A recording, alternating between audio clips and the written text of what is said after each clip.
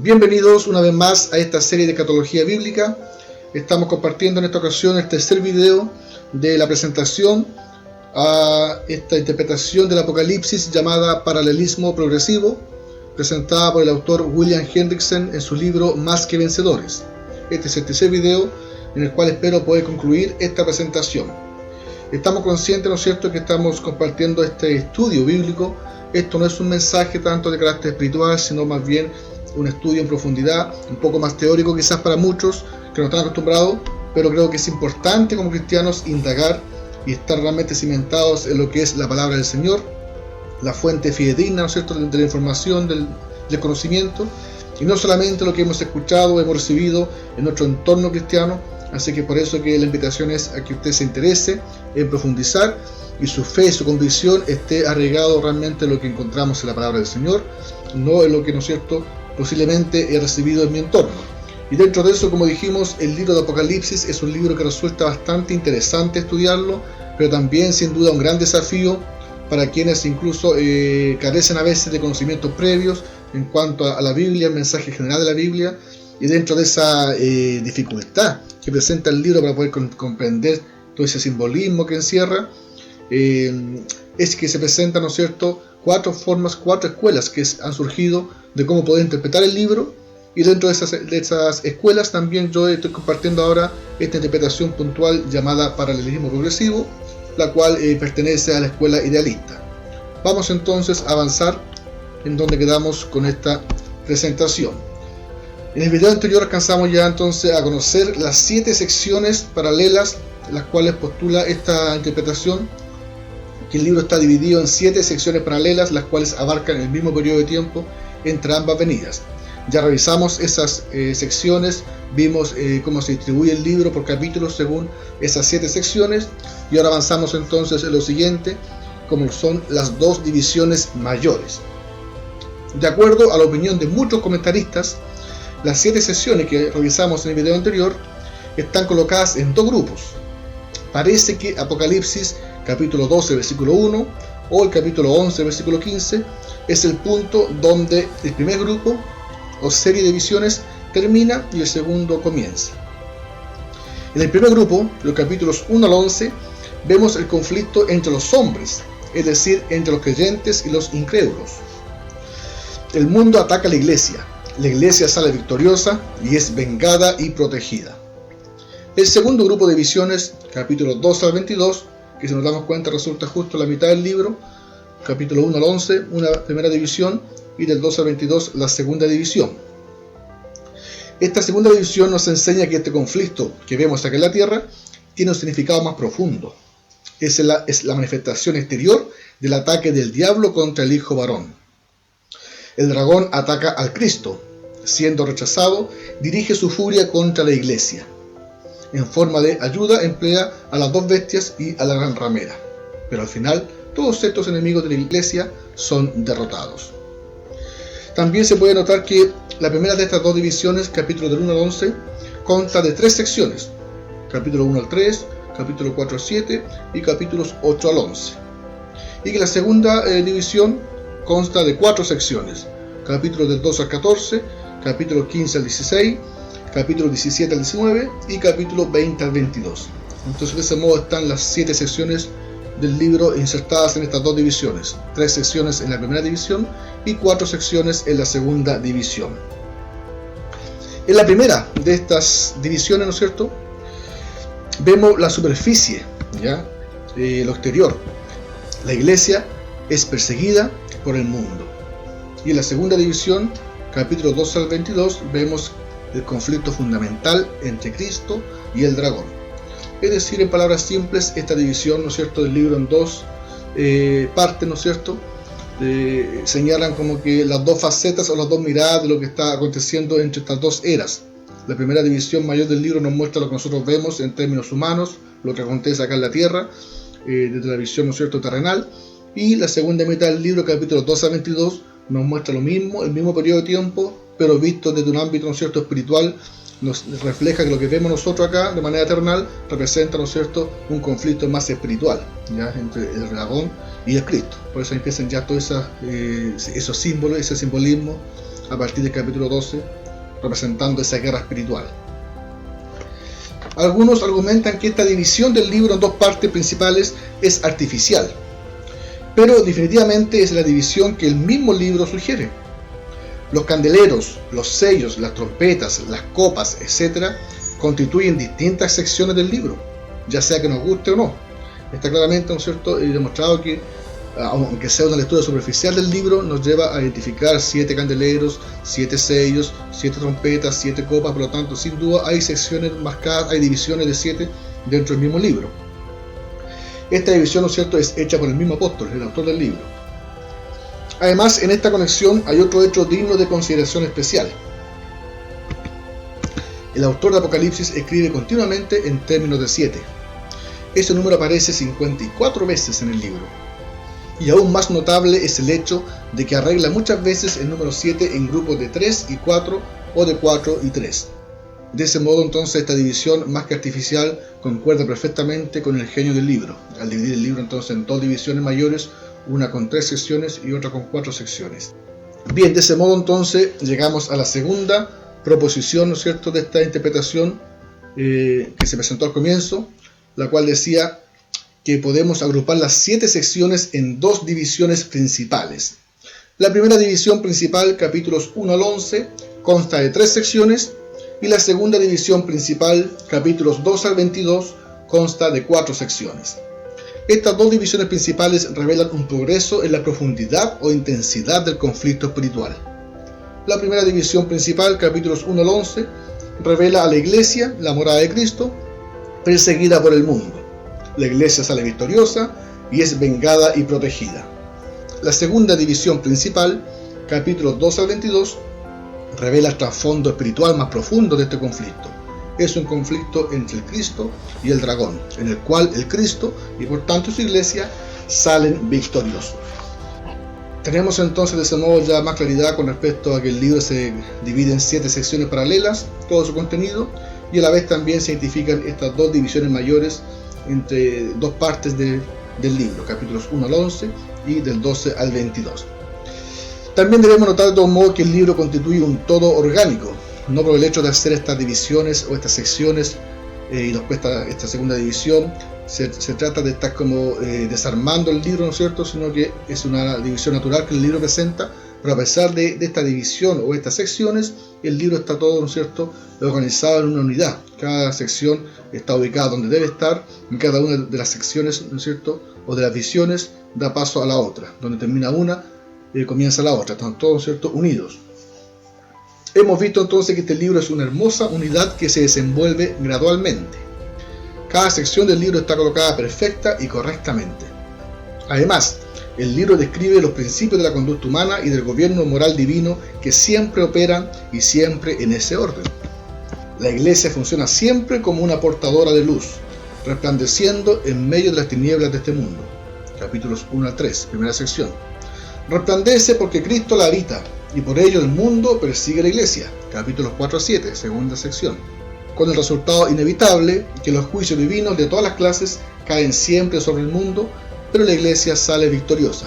Capítulos 8 al 11, tercera división del libro o sección.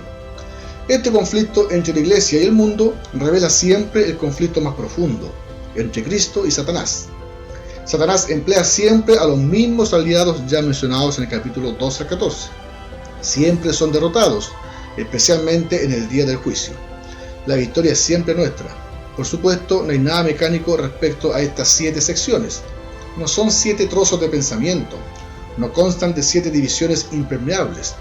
El libro es un organismo, con todas sus partes relacionadas entre sí de una manera vital. Así, por ejemplo, en el capítulo 14, versículo 8, la caída de Babilonia ya es anunciada. Sin embargo, no es descrita hasta que llegamos a la sección compuesta por los capítulos 17 al 19. Asimismo, la persecución contra la iglesia por el mundo y aún el juicio sobre el mundo se anticipan y se presentan en la primera sección, capítulos 1, versículo 9, y también del capítulo versículo 3 al 18. Pero el tema principal de aquella sección es la iglesia, la morada de Cristo, resplandeciendo en medio del mundo. Además, veremos que las enseñanzas de estas 7 secciones, las cuales revelan una unidad tan gloriosa y un desarrollo gradual de pensamiento concuerdan perfectamente con toda la Biblia. Las 7 secciones entonces en armonía con la unidad de la Biblia. Por ejemplo, los capítulos 1 al 3, esa primera sección, cotégese o compárese con Mateo 28:20, que dice: y aquí yo estoy con vosotros todos los días hasta el fin del mundo. Lo mismo en Mateo 5:14, vosotros sois la luz del mundo. Entonces la primera sección, ¿no es cierto?, que habla de las 7 candeleros, o las 7 iglesias, ¿no es cierto?, está perfectamente en unidad con lo que vemos en la Biblia, representada perfectamente. La segunda sección del libro, capítulos 4 al 7, que presenta, ¿no es cierto?, el trono de Dios y también los 7 sellos, se coteja o se compara con Juan 16:33, que dice: en el mundo tendréis aflicción, mas confiad, yo he vencido al mundo. Recordemos que bajo esta interpretación los 7 sellos representan los padecimientos que sufre la iglesia a causa del mundo, producto de, ¿no es cierto?, ser portador de luz, producto del evangelio, es perseguida por el mundo. La siguiente sección, capítulos 8 al 11, donde están las trompetas, ¿no es cierto?, los juicios que caen de manera temporal sobre los impenitentes, se puede comparar con lo que dice Lucas 18:7, que dice: ¿y acaso Dios no hará justicia a sus escogidos que claman a Él día y noche? Según esta visión, entonces, las 7 trompetas, esos juicios, vienen en respuesta al clamor, a la oración por los 7 sellos en los cuales la iglesia sufre. La siguiente sección, los capítulos 2 al 14, cotégese con Génesis 3:15, que dice: y pondré enemistad entre ti y la mujer, entre tu simiente y la simiente suya. Esta te herirá en la cabeza y tú le herirás en el calcañar.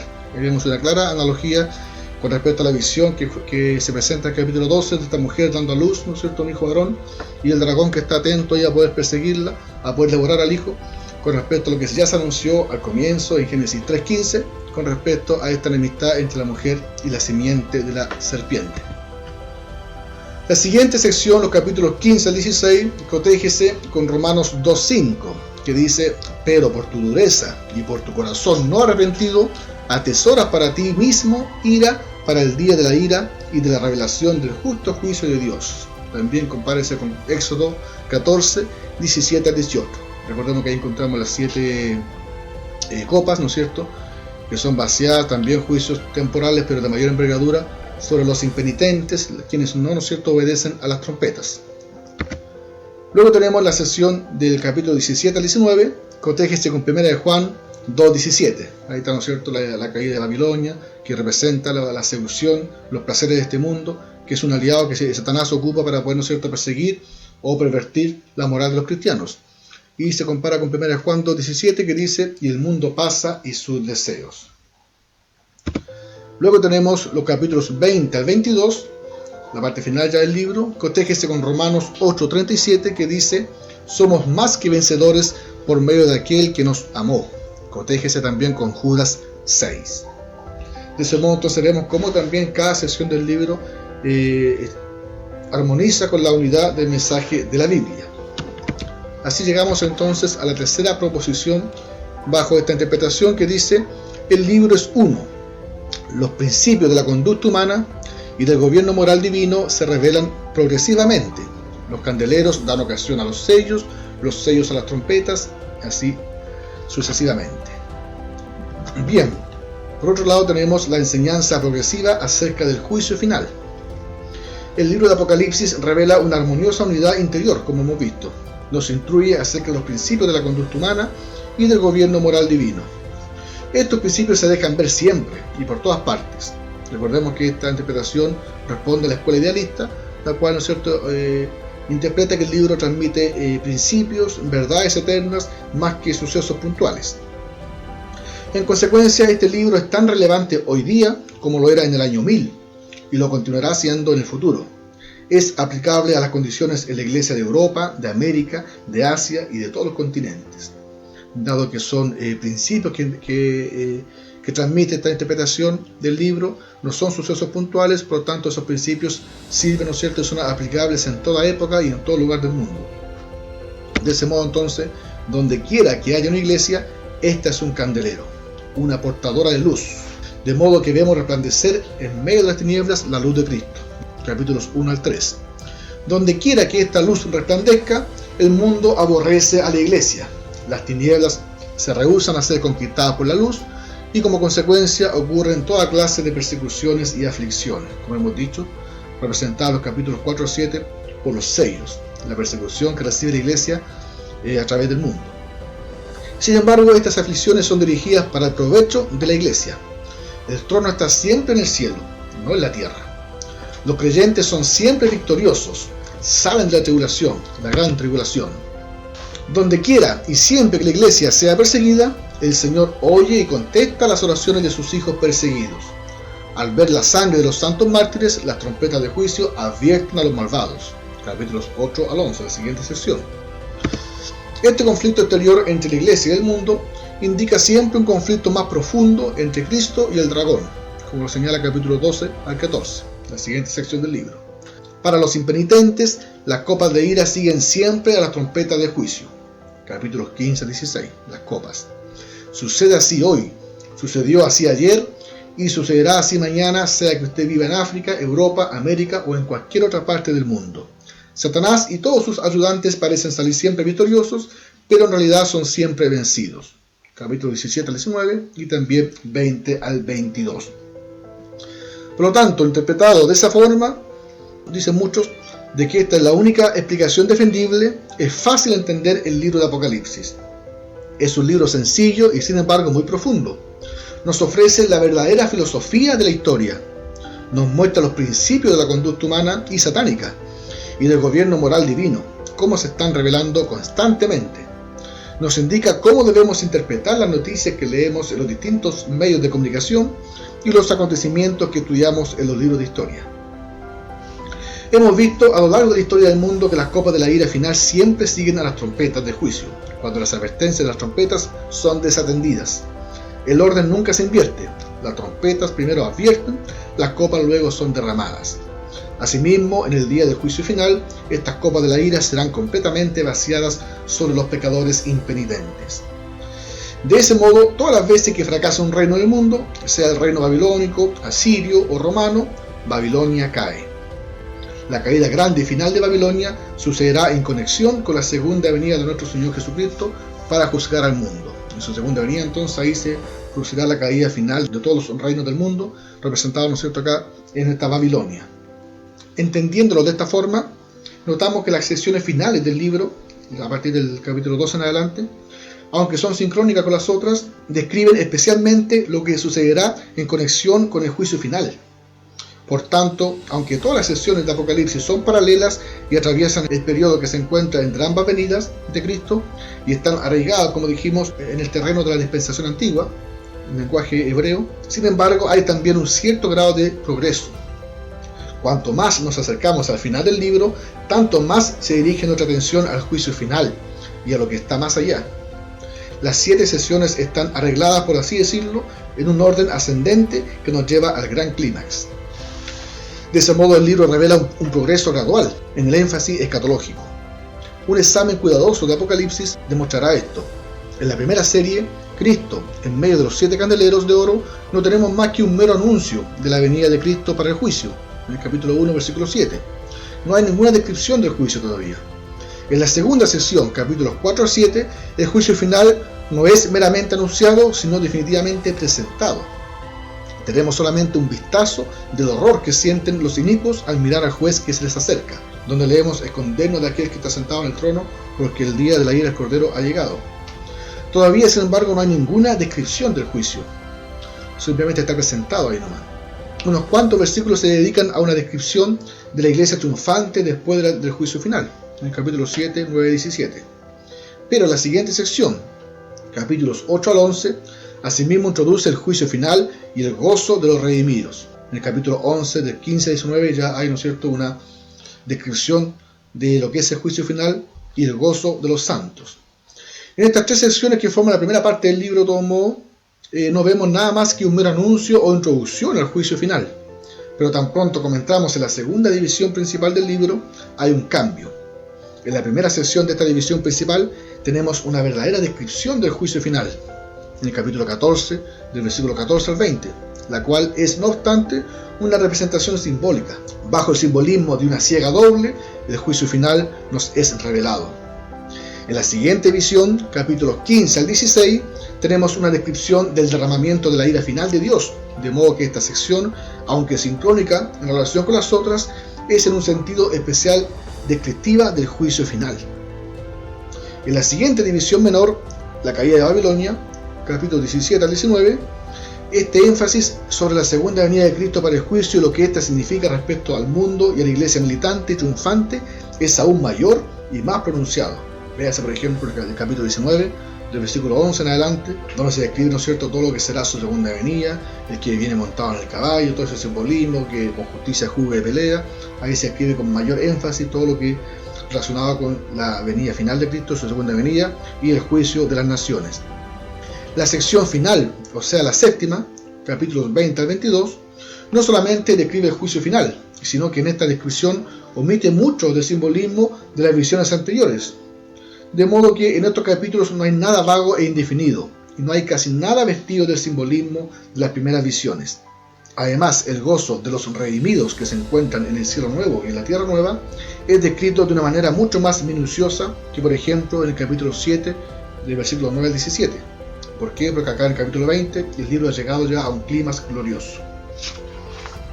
De ese modo, entonces, la cuarta proposición dice que las 7 secciones del Apocalipsis se organizan en un orden ascendente que nos lleva al gran clímax. Hay progreso en el énfasis escatológico. El juicio final es primeramente anunciado, después presentado y por último descrito. Asimismo, el cielo nuevo y la tierra nueva son descritas en forma mucho más completa en la sección final que en las anteriores.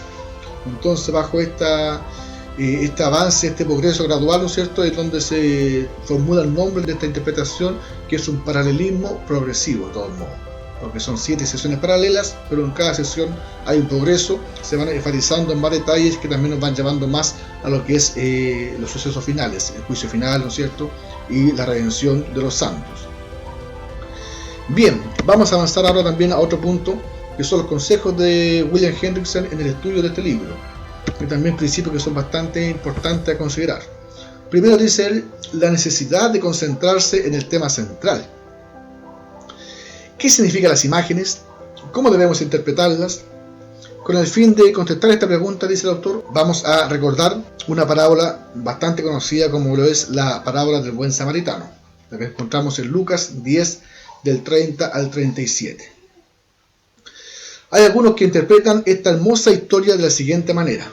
Es importante notar este punto, porque hay muchos también que se niegan un poco a aceptar la visión amilenial o la postura milenial, porque critican que es una interpretación muy alegórica de la Biblia, que como que con mucha frecuencia, con facilidad, tiende a espiritualizar todo el contenido, a interpretarlo de manera alegórica, y aquí vamos a ver que bajo este punto que presenta Hendrickson, esa crítica carece de sentido, porque no siempre es así, sino que muchas veces es mal presentada, ¿no es cierto?, esta postura, y por eso aquí mucha gente la rechaza porque no la comprende, y eso debido también a que no se entrega la información de manera genuina. Por ejemplo, entonces, con relación a esta parábola, hay algunos que interpretan esta hermosa historia de la siguiente manera. El hombre que desciende de Jerusalén a Jericó representa a Adán, cabeza de la raza humana. Aquel ha dejado la ciudad celestial y desciende a la ciudad terrenal, la ciudad profana. Pero al dirigir sus deseos hacia la tierra, cae en manos de ladrones, es decir, es vencido por Satanás y sus ángeles perversos. Estos ladrones le despojan del vestido de justicia original. También le golpean, dejándole herido y medio muerto. Sí, medio muerto en pecados y transgresiones. El sacerdote y el levita representan la ley y los sacrificios. No pueden salvar al pecador. Son incapaces de ayudarlo. Pero el buen samaritano, a saber Jesucristo, viaja por ese mismo camino. Ayuda al pecador, venda sus heridas, las unge con el aceite del Espíritu Santo y con vino, es decir, con la sangre de su pasión, y luego el buen samaritano, Jesucristo, coloca al pobre hombre sobre su propia bestia de carga, es decir, sobre los méritos de su propia justicia. Lleva al pobre hombre hasta un mesón, es decir, a la iglesia. Al día siguiente, el buen samaritano le entrega al mesonero 2 denarios, o sea, la palabra y los sacramentos, para que por medio de ellos pueda suplir las necesidades espirituales del pobre pecador. Luego, este buen samaritano se marcha, pero promete volver más tarde. Bien, a pesar de que tiene bastante, ¿no es cierto?, sentido esta forma de interpretar esta parábola, ¿no es cierto?, dice el autor que hay personas que con una mentalidad bastante amplia se gozan en espiritualizar, ¿no es cierto?, las explicaciones de esta manera. En ese caso sería mejor cerrar este libro, porque nunca entenderá realmente las parábolas de nuestro Señor, ni tampoco podrá entender nunca el libro del Apocalipsis. Acentuemos el hecho de que la susodicha explicación de esta parábola es totalmente incorrecta de principio a fin, por muy coherente o mucho sentido que pueda representar en primera instancia. Dice este autor que no se trata de alegorizar todo. Es absolutamente incorrecto preguntar cuál es el significado de este pobre hombre que cayó en manos de ladrones. ¿Cuál es el significado de los ladrones, del sacerdote, del levita, del buen samaritano, del vino, del aceite, de la bestia, del mesón, de los 2 denarios? Ninguna de estas cosas posee un significado espiritual más profundo. Si la bestia de carga tiene que ser espiritualizada, ¿quién va a determinar precisamente lo que ella significa? ¿Y qué de los 2 denarios? ¿Representan a los 2 sacramentos, la palabra y los sacramentos, o tal vez los 2 testamentos? ¿Quién va a determinar esto? El contexto del pasaje donde se encuentra esta parábola no dice nada respecto a este asunto, y dado que el contexto no dice nada, nosotros tampoco debemos decir nada. Por supuesto, todos estos elementos de la parábola, es decir, el vino, el aceite, el sacerdote, el levita, el mesón, los 2 denarios, etc., tienen su importancia de vida, pertenecen a la parábola. Sin ellos, la parábola estaría incompleta y sin significado. Pero usted no debe atribuir a cada una de estas características ningún significado espiritual distinto, porque solamente sirven para completar la parábola. Pues, habiendo leído la parábola entera, debe preguntarse entonces cuál es el significado de esta parábola vista desde su totalidad.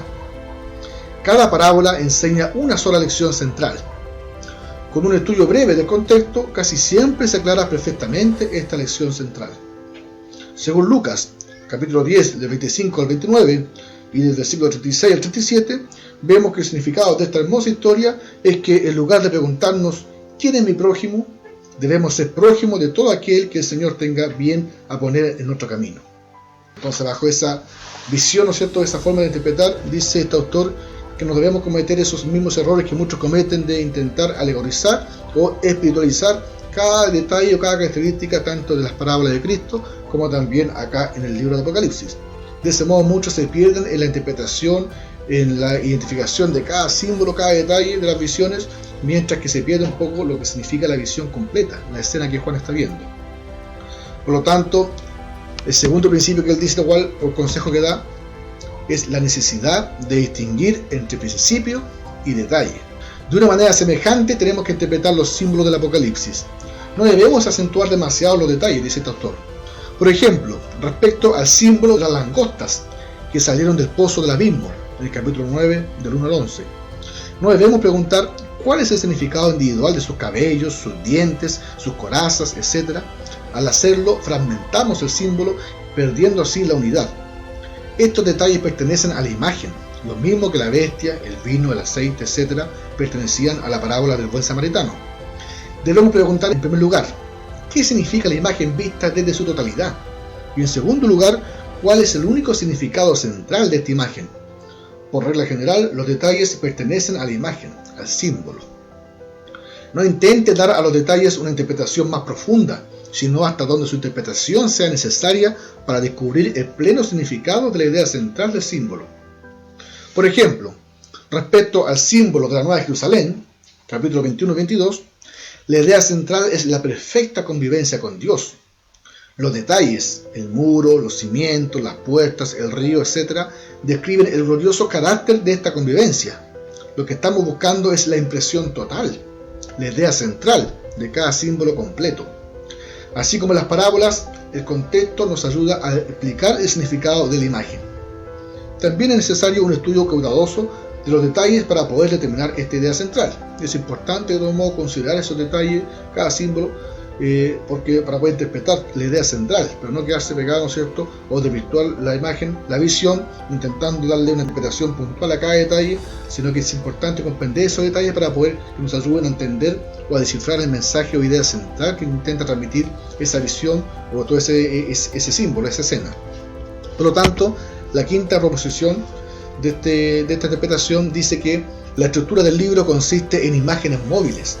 Los detalles que pertenecen a la imagen deben ser interpretados en armonía con su pensamiento central. Debemos hacer dos preguntas. La primera, ¿en qué consiste toda la imagen? La segunda, ¿cuál es su idea predominante? De todos modos, también ahora surge la pregunta, ¿qué significan los símbolos? ¿Ya? Independiente que ya comprendamos que no es bueno perderse mucho en los detalles, sino que la idea central, pero también surge la pregunta cómo debemos entonces de todos modos interpretar la idea principal de cada visión o de cada escena. Igual de todos modos puede representar solamente un suceso puntual, un evento único, o qué mensaje se está transmitiendo a través de toda esa imagen, concediendo que debemos interpretar el símbolo en su totalidad y sus detalles en armonía con el símbolo entero. La pregunta es, ¿cuál es el significado de este símbolo, o de esta visión, o de esta imagen? ¿Se refiere a un acontecimiento específico de la historia, o a un suceso particular, a un detalle cronológico, o tal vez a una fecha importante? Con respecto a esto, debemos distinguir entre dos clases de símbolos. Hay símbolos que describen el principio o el fin del curso de la nueva dispensación. Según el contexto, es muy evidente que estos símbolos se refieren generalmente a un suceso específico. Así, por ejemplo, la mujer radiante que dio a luz un hijo varón representa, ¿no es cierto?, a Israel dando a luz a Cristo, es decir, su naturaleza humana, en el capítulo 12, versículo 1 al 5. Y la doble ciega, capítulo 14, del 15 al 20, se refiere al juicio final, a ese gran acontecimiento específico. Entonces, sin duda, hay por ahí, ¿no es cierto?, visiones, símbolos que pueden representar perfectamente un hecho, un acontecimiento puntual que ocurrió o va a ocurrir, ¿ya? Sin embargo, hay otros símbolos también, aquellos que parecen ocurrir entre la primera y la segunda venida de Cristo. Estamos pensando en símbolos tales como los candeleros, los sellos, las trompetas, las copas, etc. ¿Se refieren estos símbolos a sucesos específicos, a acontecimientos individuales, a fechas o a personas en la historia? Si es así, entonces tenemos que admitir que no podemos interpretarlos, porque entre las miles de fechas y sucesos y personas de la historia que demuestran ciertos rasgos de semejanza al símbolo en cuestión, ¿quién puede escoger la única y específica fecha, el suceso o la persona pronosticada por este símbolo particular? El resultado es confusión, miles de interpretaciones posibles, pero ninguna certeza. Y el Apocalipsis de ese modo continúa siendo un libro cerrado. Eso es bastante importante y decidor. Bajo esta interpretación, muchas veces igual se le critica que cómo solamente van a transmitir principios, ideas, pero no eventos, no sucesos, como también lo he mencionado. Para nuestra mente humana, muchas veces curiosa, ¿no es cierto?, deseosa de conocer detalles o muy imaginativa, quisiéramos muchas veces que cada símbolo, cada detalle de Apocalipsis tuviera un significado puntual y poder nosotros descubrir cada uno de esos detalles, personajes, fechas, sucesos, pero más allá de nuestro deseo humano, nuestra pretensión o nuestra imaginación, debemos entender y aceptar lo que el libro está transmitiendo. Y como bien dice este autor acá, hay símbolos que sin duda representan sucesos puntuales, como lo fue el nacimiento de Cristo, como lo será su segunda venida, como lo será el juicio final. Hay cosas, símbolos que están sin duda apuntando a acontecimientos que van a ocurrir puntualmente. Pero también hay otro tipo de símbolos, hay otra clase de símbolos que están representando, ¿no es cierto?, otras ideas, no sucesos puntuales, como lo ves acá, ¿no es cierto?, los 7 candeleros, los 7 sellos, las trompetas y las copas. ¿Y por qué se llega a esta conclusión? Porque si intentamos, al igual que los otros símbolos, interpretarlos de manera puntual y específica, cabe la tremenda pregunta, como dice acá, ¿quién va a poder definir qué representa cada trompeta, qué representa cada sello de manera única y exclusiva? Si vemos que hay muchas fechas, personajes, acontecimientos que pueden sin duda tener, ¿no es cierto?, semejanza con muchos símbolos, y es por eso también que existe la escuela preterista, la cual sin duda encontró ya en el primer siglo de la Iglesia mucha semejanza, ¿no es cierto?, con muchos acontecimientos, personajes, sucesos ocurridos puntualmente en el año 70, con la caída de Jerusalén. Encontró mucha semejanza con lo que decía Apocalipsis. También por su parte está la escuela futurista, que también dice que todo eso vendrá a futuro, ¿ya? Y también está la escuela historicista, ¿no es cierto?, histórica, que durante el transcurso de la historia ha intentado, ¿no es cierto?, ubicar cada suceso, cada fecha, cada personaje con algún pasaje del Apocalipsis. Entonces nos damos cuenta que tanto en el pasado, en el transcurso como en el futuro, se espera que hay y ha habido también bastante semejanza. De ese modo entonces seguiría siendo un libro bastante cerrado, como dice acá, ¿no es cierto?, muchas posibilidades pero ninguna certeza. Por lo tanto, bajo esa concepción, bajo esa comprensión, este autor dice que es errado interpretar esos símbolos de los 7 sellos, candeleros, trompetas, copas, etc., con un evento puntual, sino que esos símbolos deben sin duda transmitir otra cosa. Es por eso que finalmente este autor dice que debemos optar por otras reglas de interpretación en ciertos símbolos. Por lo tanto, afirmamos, dice, que esta regla, lejos de ser impuesta sobre los símbolos, se deriva de ellos. Es sobre la base de los símbolos mismos, como son descritos en Apocalipsis, que llegamos a esta conclusión muy importante, a saber, que los sellos, las trompetas, las copas y otras imágenes semejantes no se refieren a sucesos específicos o detalles de la historia, sino a principios que están operando durante toda la historia del mundo, especialmente a través de toda esta dispensación. Algunas evidencias a favor de esta interpretación o de este principio. Dice, notemos primeramente que es muy extensa la esfera en la cual operan los sellos, las trompetas y las copas. Estos símbolos afectan respectivamente la cuarta parte de la tierra, la tercera parte de la tierra, del mar, de los árboles, toda la tierra, todo el mar, etc. Lea por ejemplo el capítulo 6, 8, 9 y 16. Ahora, esto apenas podría ser verídico si cada sello, cada trompeta y cada copa se refiriera a un solo suceso en la historia o a un acontecimiento que sucede en una fecha específica en un lugar definido. Es decir, si consideramos que cada trompeta, cada sello o cada copa representa un suceso puntual, independiente que haya ocurrido para algunos en el pasado, que haya ocurrido durante la historia o que ocurrirá en el futuro, como dicen los futuristas, pero es bastante poco creíble e inverosímil pensar que un puro suceso, ¿no es cierto?, en un lugar específico, en un momento específico, tendría tanto alcance como lo describen estos símbolos. Pero si en cambio, dice, consideramos el símbolo como indicando una serie completa de acontecimientos desde el principio hasta la terminación de esta era, estas descripciones de la esfera en que los símbolos operan empiezan a tener un significado, ¿ya? No olvidemos, como dijimos, que el libro está lleno de simbolismo. No es dentro de esa concepción casualidad que se hable de 7 candeleros, de 7 sellos, de 7 trompetas, de 7 copas, en donde el 7, como dijimos, representa, ¿no es cierto?, algo completo, entereza, perfección. Por lo tanto puede perfectamente representar, ¿no es cierto?, si son juicios, juicios completos, si son sufrimientos, padecimientos, los padecimientos completos de la iglesia entre estas dos venidas.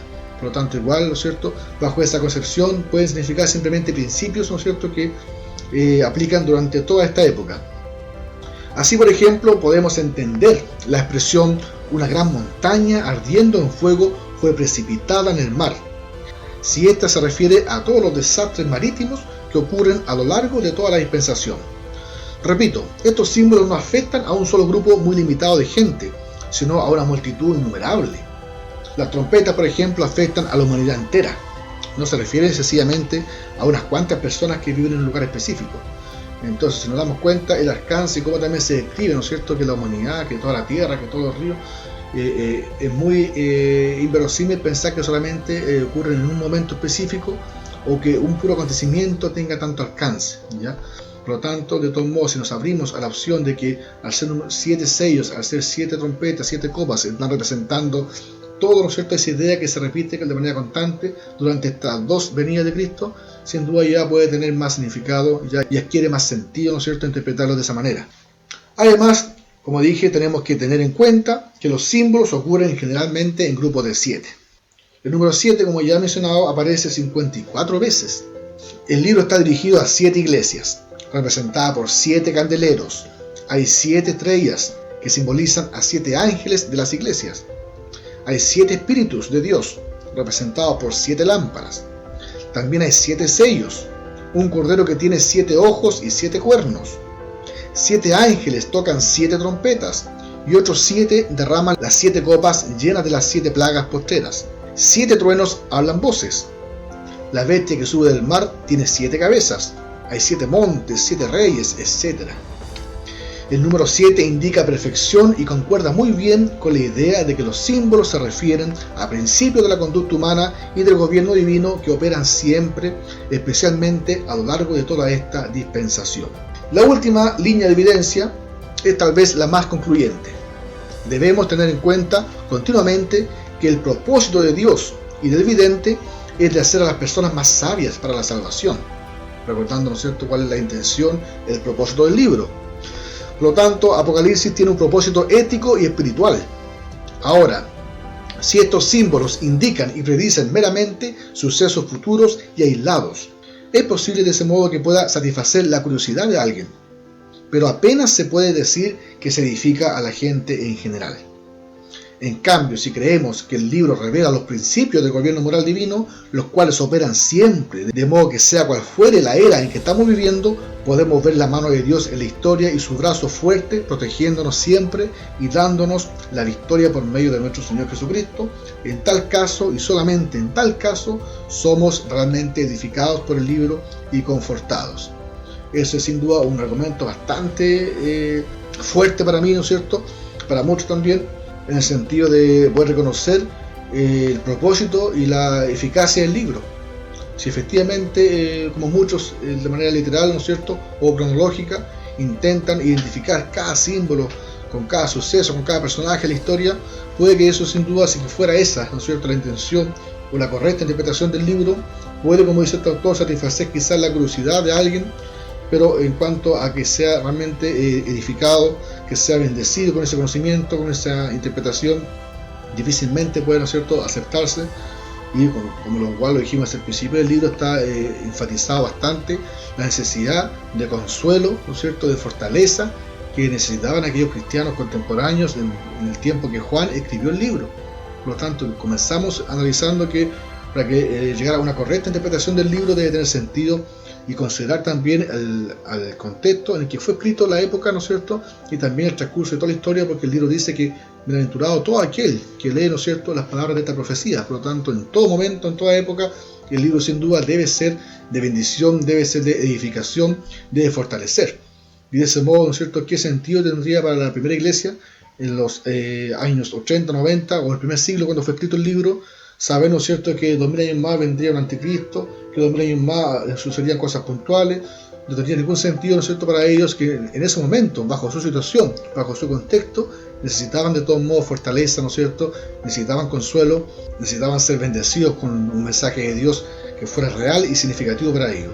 Por lo tanto, bajo esta interpretación del libro, sin duda se cae en cuenta de que el libro adquiere un nuevo sentido de comprensión mucho más armonioso, adquiere mayor realce, mayor sentido también a lo que dice, y por ese motivo también, como decía, esta escuela idealista no cae en el error, ¿no es cierto?, la crítica que cae, por ejemplo, la escuela preterista al limitar todo el libro solamente a la primera época de Juan, o la escuela futurista que lo posterga todo simplemente a los últimos 7 años de tribulación final. Sin duda, ¿no es cierto?, ambas escuelas argumentan de que sí, que hay fundamento para interpretarlo así, pero como dije, y también lo anticipé en su comienzo, la escuela idealista no cae en ese error, porque para la escuela idealista, ¿no es cierto?, lo que está transmitiendo el libro, en todo momento, en toda época, se ve cómo se puede cumplir y se ve reflejado en diferentes eventos, porque el fin de estos símbolos no era predecir eventos puntuales, sino, ¿no es cierto?, principios de actuar tanto del hombre como de Dios. De ese modo, entonces, se llega finalmente a la última proposición del libro, que dice que los sellos, las trompetas, las copas de ira y los otros símbolos semejantes no se refieren a sucesos específicos o acontecimientos individuales, a detalles en la historia, sino a principios de la conducta humana y del gobierno moral divino, los cuales operan a lo largo de toda la historia del mundo, especialmente a lo largo de la nueva dispensación. De ese modo, entonces, se llega ya al final de la presentación de esta escuela idealista y también puntualmente de esta interpretación que hemos presentado, que hemos analizado, como lo es el paralelismo progresivo, que es una interpretación, como dije, que responde a la escuela idealista del Apocalipsis. Me gustaría, a grosso modo, y para sintetizar entonces lo que hemos visto, revisar ciertos detalles, o recordar, mejor dicho, ciertas características o implicancias de esta interpretación en contraste con las otras existentes y más conocidas o más populares. Repito, reitero entonces, esta interpretación idealista, llamada paralelismo progresivo, interpreta el libro de manera que divide el contenido del libro en 7 secciones paralelas, las cuales abarcan el mismo periodo de tiempo entre ambas venidas de Cristo. A la vez también esta interpretación postula que el libro está dividido en 2 divisiones mayores, una que representa lo que vemos acá en la tierra, bajo nuestra vista humana. La segunda parte del libro entonces demuestra o representa un trasfondo espiritual, lo que nosotros vemos entre los capítulos 1 al 11. Bien, y también dentro de esta interpretación, como dijimos, los símbolos puntuales se interpretan de manera general, una visión completa de lo que cada visión quiere transmitir. No se pierde, ¿no es cierto?, en la interpretación de las características, señales específicas de cada visión, sino que toma cada visión, cada símbolo como un todo y se queda con la idea principal que transmite este símbolo, respondiendo, como también dijimos, a lo que fueron las parábolas de Cristo, que también se aplica la misma forma de cómo interpretarlas.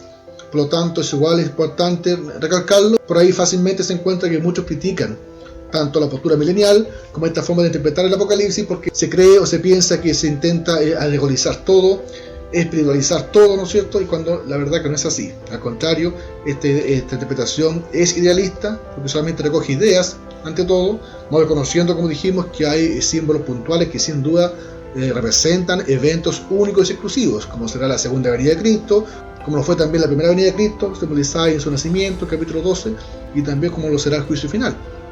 Pero hay bastantes símbolos también que no representan sucesos puntuales, sino más bien principios de conducta humana que se ven reflejados de manera constante durante este periodo. Y dentro de esa interpretación también, y un alcance bastante significativo, es que no cae, ¿no es cierto?, en esos detalles de interpretar cada símbolo, cada detalle de cada capítulo, como por ejemplo lo que es la bestia del capítulo 13, que para muchos representa el anticristo. ¿Ya? Nadie puede negar que la Biblia habla de un anticristo como concepto, como personaje, pero ya lo vimos incluso en el video que hablamos del anticristo, que solamente un autor, que fue precisamente Juan, en sus cartas, habló puntualmente del concepto de anticristo. Incluso igual ahí él entregó su definición, que tampoco concuerda, ¿no es cierto?, con la creencia de que será un sujeto, una persona individual, y también otros pasajes de la Biblia que hacen alusión al anticristo, no necesariamente se dan para poder interpretarlo de manera individual y singular. De ese modo, esta interpretación opta por atribuir esa bestia, ¿no es cierto?, que es el poder anticristiano, a lo que es el poder de los gobiernos mundiales.